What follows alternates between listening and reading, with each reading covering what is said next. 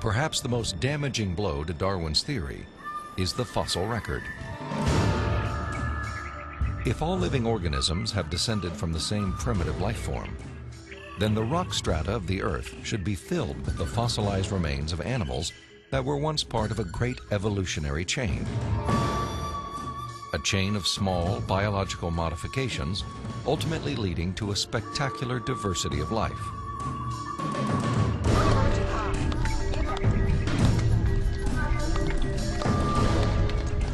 Yet, after 2 centuries of research, highlighted by excavations in southern China, the multitude of transitional experiments, or missing links, that should exist are conspicuous only by their absence.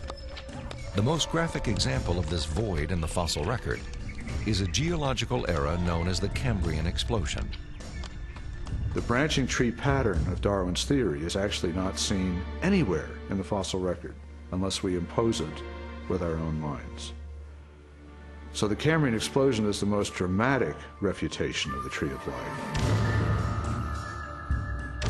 The Cambrian explosion of life was a dramatic episode in geological history.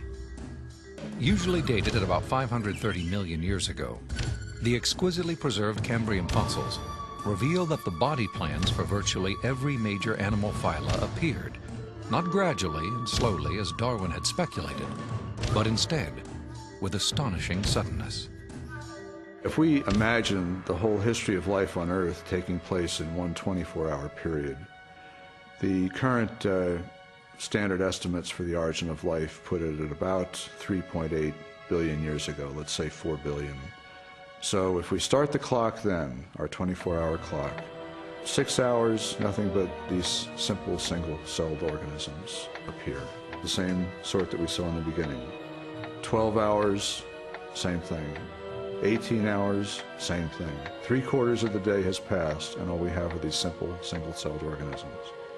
Then at about the 21st hour, in the space of about 2 minutes, boom, most of the major animal forms appear in the form that they currently have in the present. And many of them persist to the present, and we have them with us today. Less than 2 minutes out of a 24-hour period. That's how sudden the Cambrian explosion was. In a geological instant, the animal kingdom leaped from small, relatively simple organisms to extraordinary creatures with spinal cords, compound eyes, and articulated limbs. The record of this explosion of life looks nothing like Darwin's slowly branching tree. Darwin's theory is that there's a tree of life, where you have one organism diverging into many other organisms and big differences appearing at the top. What we really see is from here up. This does not exist in the fossil record. If I were using a botanical illustration, it would be a lawn with separate blades of grass sprouting independently of each other. And those would be the phyla. Now within each phylum, there is subsequent diversification. But even there, I don't see the branches connecting that would make them a tree of life. As scientists, it's not our job to force the evidence into a theory that just doesn't fit it.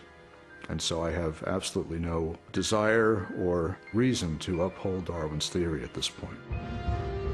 I think what we're seeing today is a series of scientific discoveries that are opening the eyes of more and more scientists to say, wait a minute, I can no longer believe that pure naturalistic processes can account for the origin and diversity of life. There must be something else here. The challenges to Darwinian theory have led more than 600 scientists with PhDs from major universities throughout the world to sign a document titled A Scientific Descent from Darwinism. It reads in part, "We are skeptical of the claims for the ability of random mutation and natural selection to account for the complexity of life." These are scientists with PhDs from Stanford and Berkeley and University of Chicago and Cambridge, major universities, who've looked hard and fast at the evidence and walked away saying, I am not convinced. Maybe there's another explanation. Personally, the negative evidence forced me to conclude that Darwinism would require a blind leap of faith that I just had no good reason to make.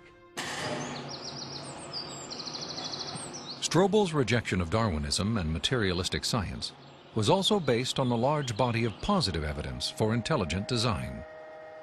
Evidence he first confronted in the science of cosmology, which explores the origin of the universe.